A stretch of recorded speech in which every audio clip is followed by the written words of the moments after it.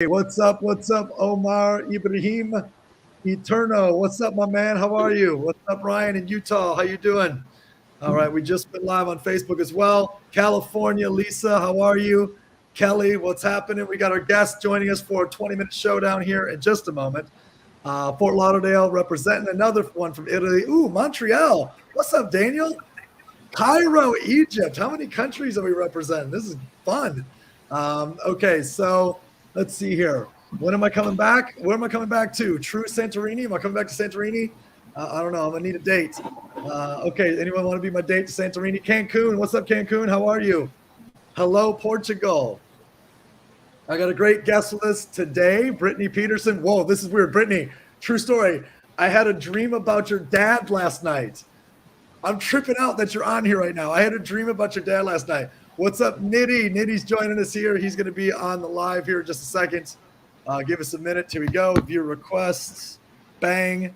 Going live. Boom. Okay. So in just a second here, we'll merge in with our guest for the live. What's up? What's up? How you doing? Brandon. What's up, Catherine? 3, 2, 1. Hey. Hey, what's up, Nitty? How are you? I'm doing okay. How are you? I'm fantastic, man. I think we got your face on all kinds of stuff right now. We got you on the Facebook Live. We got you on the Instagram Live. We're live. We're everywhere. Watch your views go up because of this.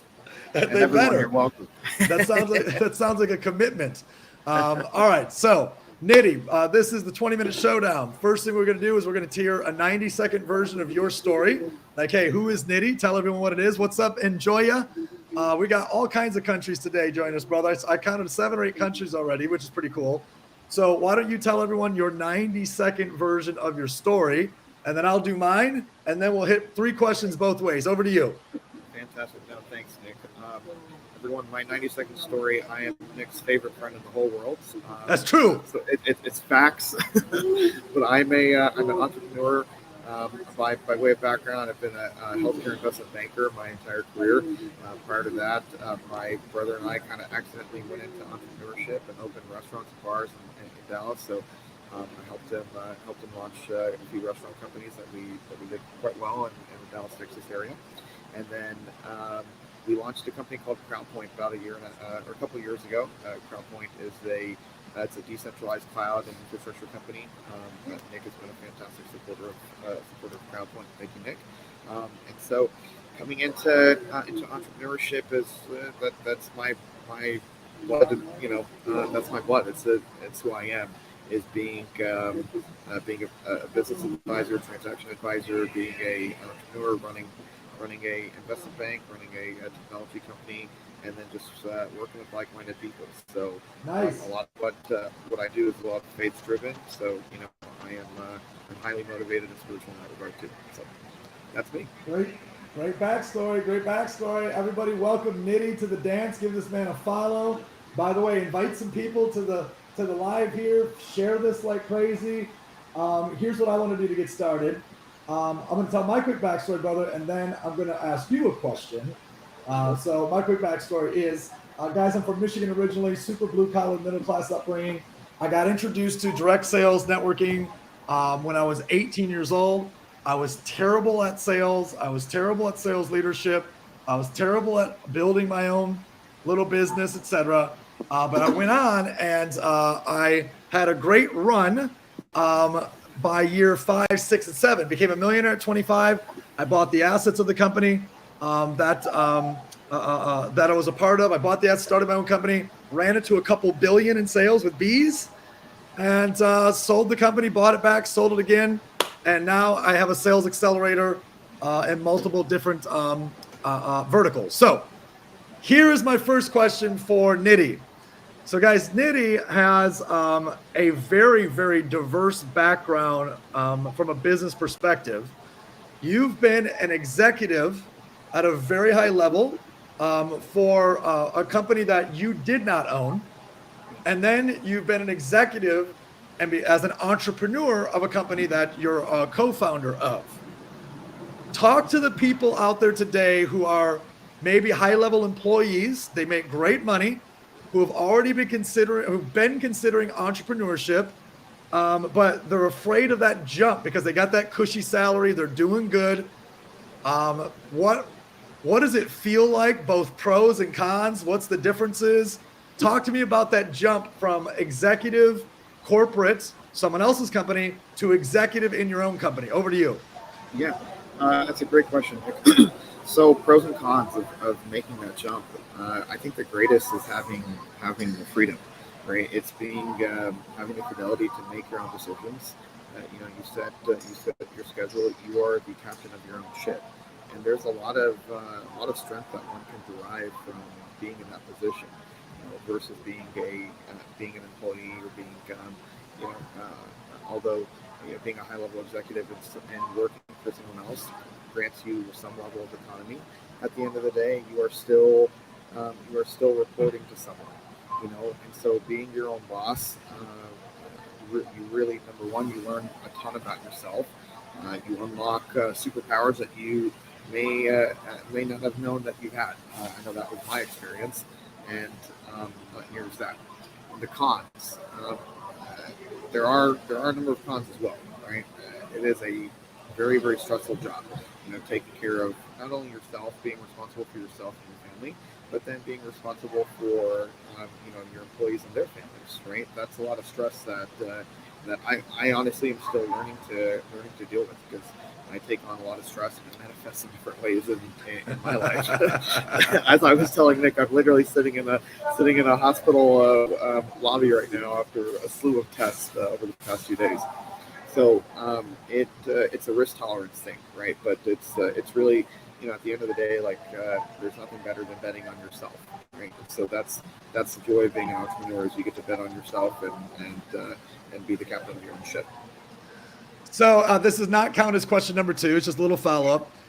Do you recommend making the jump if you have the risk tolerance? Do you like it better being an entrepreneur executive as opposed to a traditional employee executive?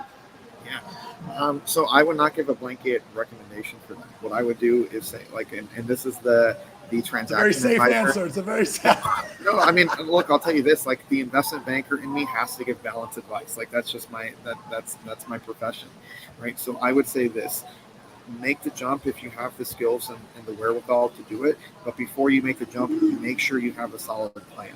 It's not just don't just dive into entrepreneurship thinking that you can cowboy your way through it and be a maverick and just figure stuff out. Nice. You have to be methodical and come up with a solid plan, right? And not just a business plan, but there are other plans that you should come up with, your personal finances, your emergency situations. Come up with a good group of advisors. We'll make an announcement about that in the near future about advisory services, but make sure that you establish the right people around you first, then make the plunge. Beautiful. Okay, so I'm ready. What's my first question, brother? All right. So this is a compound question, and it's a tough one. Nick, you are one of my closest friends in the whole world. How do you properly pronounce my full name? This doesn't count as one of the questions. Nadab Akhtar, but I don't know the middle seven names in the middle. Nadab Akhtar. Oh, Omar. Okay, I didn't know that part. Okay, yeah. But I do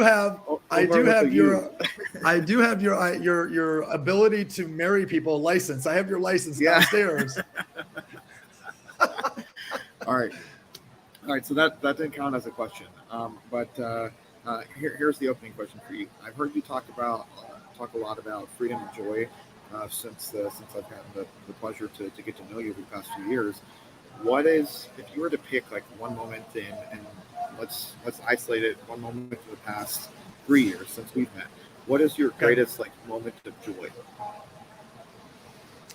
I'm actually going to say, when I had a chance to speak at Break the Code, and which is not a new thing to speak in front of a couple thousand people, but to have my kids up there educating, not just Giovanna's been on stages as big as 15,000 when she was little, 1, 2, 3 years old, but to see them mastering information and educating adults. That was probably my favorite moment in the last 3 years.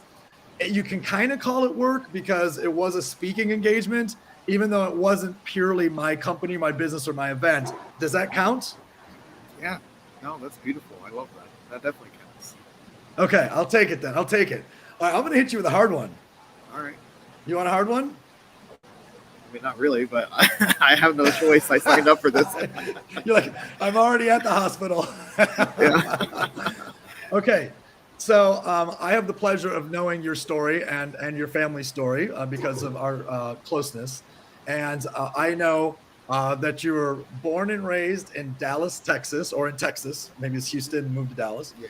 I know that you're very highly educated. I know that your father is a pastor of a Christian church. Is that in Houston or is help become that? A pastor. My uncle was a pastor, and my late uncle and my dad was an elder and leader of the church. Correct. But your family's very tied in to the Christian church out there in Texas. However, in your journey, you've ran across a lot of assholes. Yeah. I'm just going to say that on your behalf. Yeah. How have you dealt with issues of racism in business, knowing that you're as, if not more American than most people who consider themselves to be American, just because, your family of, grandparents or great-grandparents or whatever are Pakistani, but you're born and raised in Texas. You got boots, you got snake boots. Yeah. You got the one-star flag. You've got family that opened its own church, and all of these like judgments and prejudgments of people. How have you been able to deal with that in business? Yeah. Actually, that's a powerful question for me in particular. I'll tell you this, so Irich, I call E. He and I had a restaurant in Flower Mound, Texas, and this is a restaurant that was floating on the lake. It was half. You could access it by boat or by car. It was on the marina. I want to say that restaurant. This was like 2011, 2012. Like, I felt so much racism there, and I don't pull the racism card often. I'm not overly sensitive about it, but let me tell you, in the restaurant bar business, I was so disenchanted by some of the customers that would come in. They knew I was an owner or a partner in the restaurant, and there were folks I literally remember. It's happened multiple times, not just one time. I think it happened 3 times, where I'm standing at the host stand, saying, "Hey, thanks for coming. Have a great night." And people, the show The Simpsons. Yeah. There was that gas station owner, Apu. I wasn't allowed to watch The Simpsons, so I'm not super familiar with the context, but I do know that that character had an Indian or Pakistani accent in the show, right? And one of his famous lines was saying "Thank you, come again" in the South Asian accent. And there were multiple occasions where folks came when I'm being so kind and saying, "Hey, thanks for coming. Have a great night. Come back and see us." They say that line to me, right? And the first time it happened, my hostess looked at me and she's like, "Oh," and she's doing the beast, saying "Are you okay?" I'm like, "What happened?" And she said, "Oh, you didn't hear him?" And I'm like, "No, what did he say?" And so she tells me what he said, and I was shocked. I'm like, "What? No way someone said that." I was like, "You must have misheard." It happened a second time. Then it happened a third time. Then I literally remember one time a customer's arguing with me over his not liking a cheeseburger. And I said, "Okay, the problem, you ate 3/4 of the cheeseburger, you must have liked it." Right? And I said, let me buy you a drink to make up for it. All right. I send him a round of drinks, and still he gets in my, he and his daughter and the daughter's boyfriend get so upset where they're coming in, getting into my face, wanting to physically fight me, and are calling me all sorts of words that I probably shouldn't say on this live feed, right? Like racial slurs, and I I was blown away, absolutely blown away, and I thought, like I don't want to be in this business anymore, and I stopped going. I stopped going to the restaurants. I talked to Ian and our other business partner, Reese, and I said, guys, I'm done. Like, I had gotten in a couple of fights where customers literally called me a terrorist. They called me a Sam, the N word. They called me all sorts of things, and like, I didn't even say anything to you. Why are you saying stuff to me? And so I got really disenchanted in that business. I want to say in investment banking and the technology business that we're in now, whether dealing with educated or not so educated, or not sophisticated investors, clients, never felt it. So I don't know if it's an industry thing, but I'm really pleased and blessed that in this new career that I have, I've never felt it. In fact, like my clients used to joke that we probably garnered some premium valuation because folks would think, oh, this guy knows math. This guy's smart, right? Smart. Exactly. So it probably worked in my favor, including here, right? I mean, with Crowdpoint, we've done a number of international deals. Yeah. So for me, being able to build that cultural bond has been quite advantageous to the company as well. And we got a little comment there from Adam saying he loves this question. I know it's a tough question, but I know it's something we've talked about before, so I felt comfortable asking with you. So thank you for answering. I appreciate you. Yeah. My turn for the question. Yeah, I'm ready. All right, Nick.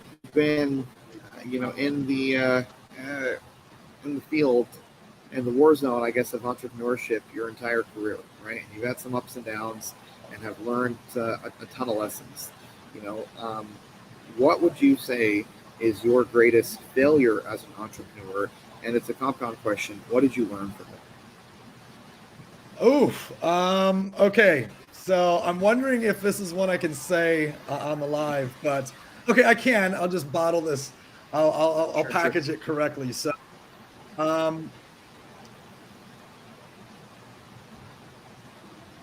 I allowed the behavior of a close friend to have dramatic impact on a really successful business, and didn't take the correct action from a business perspective to replace them because of the relationship of brotherhood and friendship. And that then had a very dramatic ripple effect around everyone in and around the company in every single role. So the failure there was not doing what was right for company, but doing what was right for friend or relationship. And it had a very negative ripple effect inside of every aspect of the business. I think I packaged that correctly. And then I think you said, what would I do differently? Or what did you learn from? I mean, but yes, like what I learned from it is you have to have a hierarchy of what is most important, and if there's a company with employees and investors and 1099s and there's lots of people associated to it, the relationship or the individual cannot be more important than the company or the team. And I think that was a major mistake that had a significant ripple effect to possibly thousands of people. Tough question to answer in the public setting. No, but I think your answers were very helpful and are very insightful. I think it's because you asked what was the biggest. If you just said what was one, I would have picked something else. But when you said what was the biggest mistake, it's definitely the biggest mistake. Got it.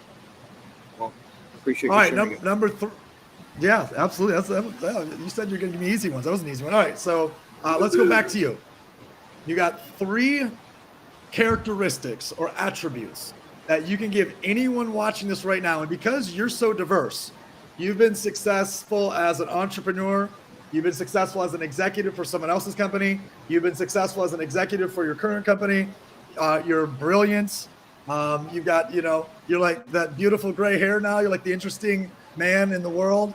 So what are 3 characteristics that anyone must follow if they want to be successful in anything they do? Education, relationship, business, becoming a great executive. 3 characteristics that they must have.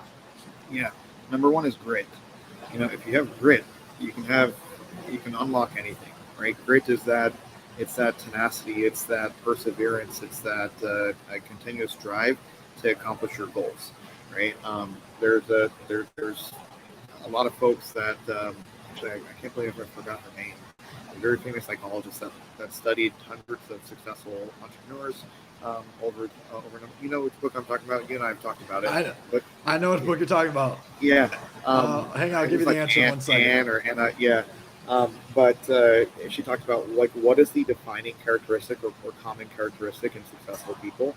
It's grit, and it could be that grit is it could be applied in your professional career, obviously, but even in your personal career, your personal life, whether it's family, romantic relationships, friendships, right?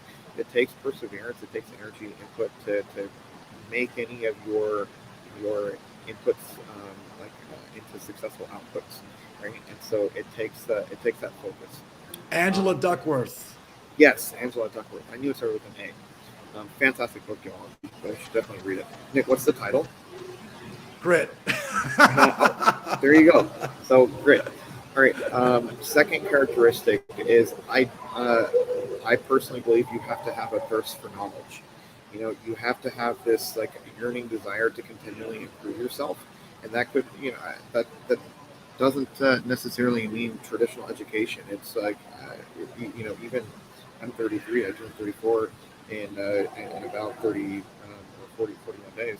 But it's continuous learning. Like I just downloaded some textbooks last night saying, all right, like I want to improve my investment banking skills. Like I want to learn about decentralized cloud. So I'm constantly learning, and I see a lot of that from my brother, who's ordering probably 5-10 books a week and continually learning. Right, so you have to have this thirst for knowledge and want to improve your situation constantly.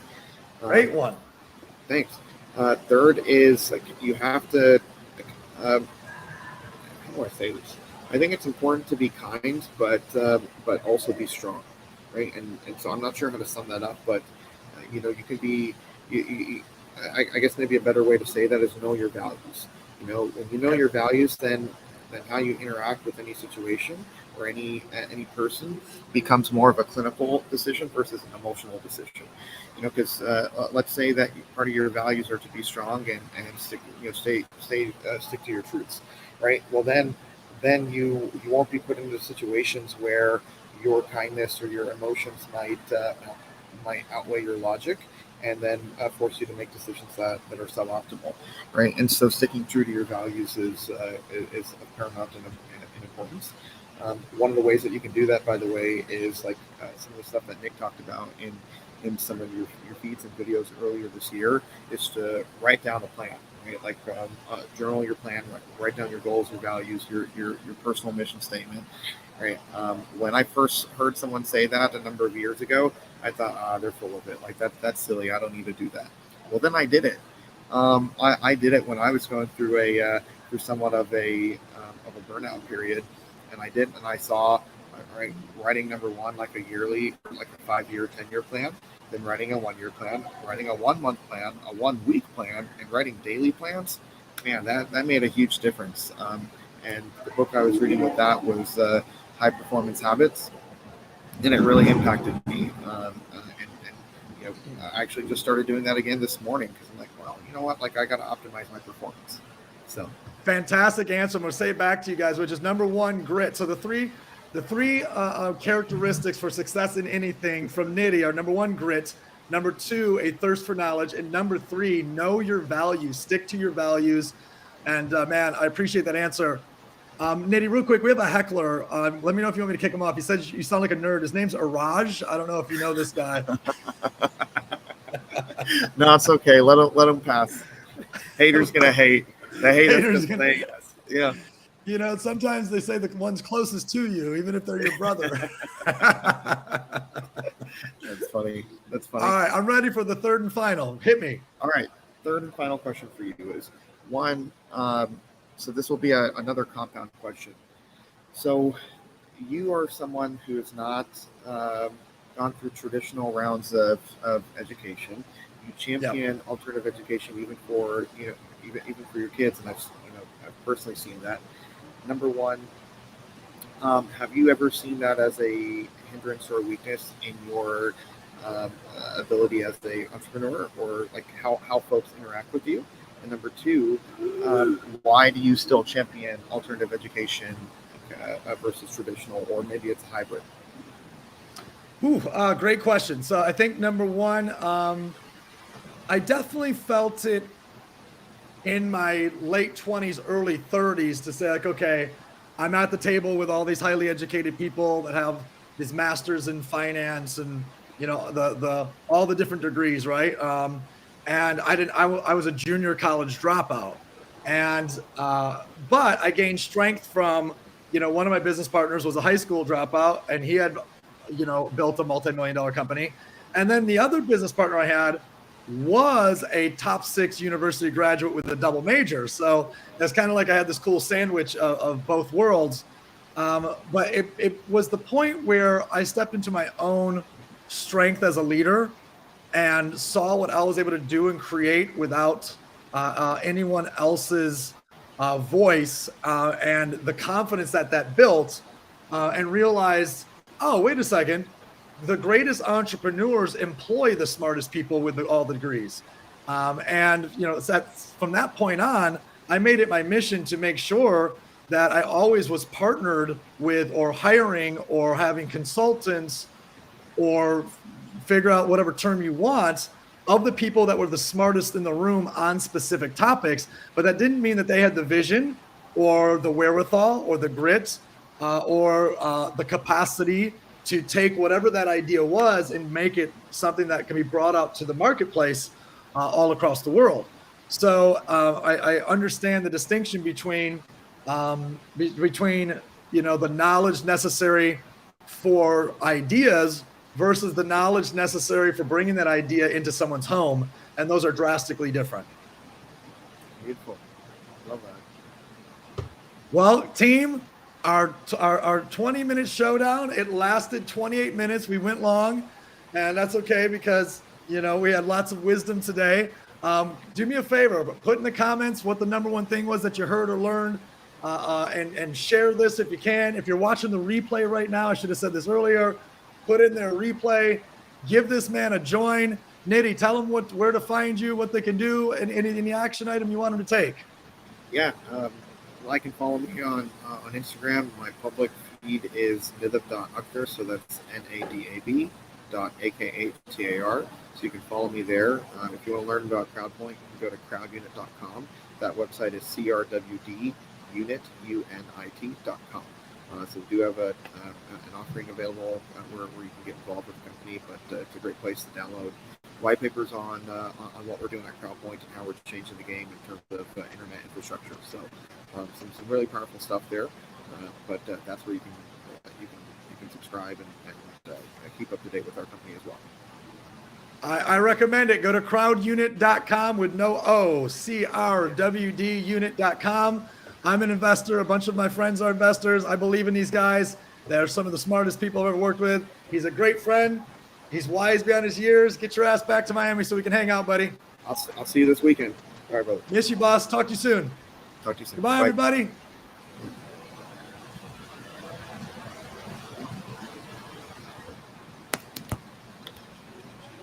Hit this one first. Boom. Boom. I'll let you hit this one. That one's still alive. There we go.